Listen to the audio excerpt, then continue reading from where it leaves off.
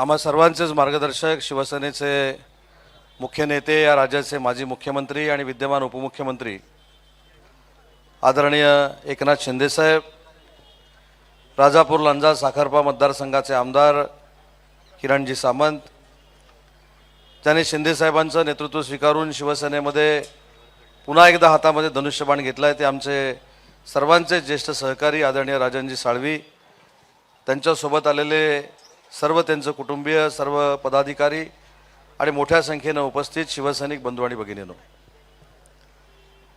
साळवी साहेबांनी त्यांचा शिवसेनेतील पूर्ण कार्यकाळ सांगितला. पण साळवी साहेब, आपण शिवसेना वाढवत असताना धनुष्यबाण हातात घेऊनच शिवसेना वाढवली होती. पण मागच्या 3-3.5 वर्षामध्ये आपल्या हातामध्ये धनुष्यबाण नव्हता.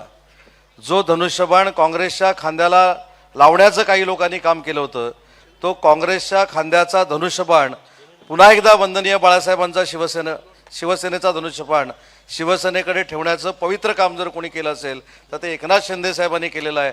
आणि म्हणून शिवसेना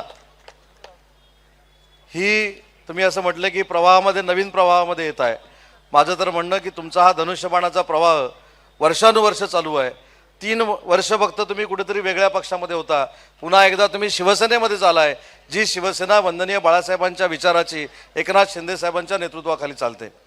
मी जिल्ह्याचा पालकमंत्री आहे. शिंदे साहेबांच्या आशीर्वादानं मी आज आपल्याला शब्द देतो की ज्या ज्या ठिकाणी शिंदे साहेबांची ताकद वाढणार असेल, ज्या ज्या ठिकाणी शिंदे साहेबांचे हात बळकट होणार असतील, तिथं कुठचंही कॉम्प्रोमाइज करायला उदय सामंत आणि किरण सामंत तयार आहेत, हे जाहीररित्या आज या ठिकाणी मी सांगतो. आणि कुठेही विकास कामामध्ये अन्याय होणार नाही, कारण शेवटी आपण कुटुंब म्हणून काम करतो आणि आपल्या कुटुंबाचे कुटुंबप्रमुख माननीय एकनाथ शिंदे साहेब आहेत.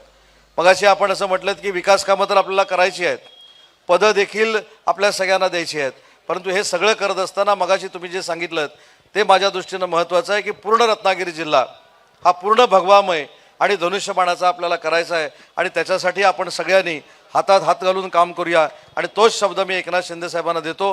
पुन्हा एकदा जिल्ह्याचा पालकमंत्री म्हणून राजन साळवी साहेबांचं आणि त्यांच्या सर्व सहकाऱ्यांचं मनापासून शिवसेना पक्षामध्ये स्वागत करतो आणि माननीय एकनाथ शिंदे साहेबांना विनंती करतो की त्यांनी आपल्या सगळ्यांना मार्गदर्शन करावं.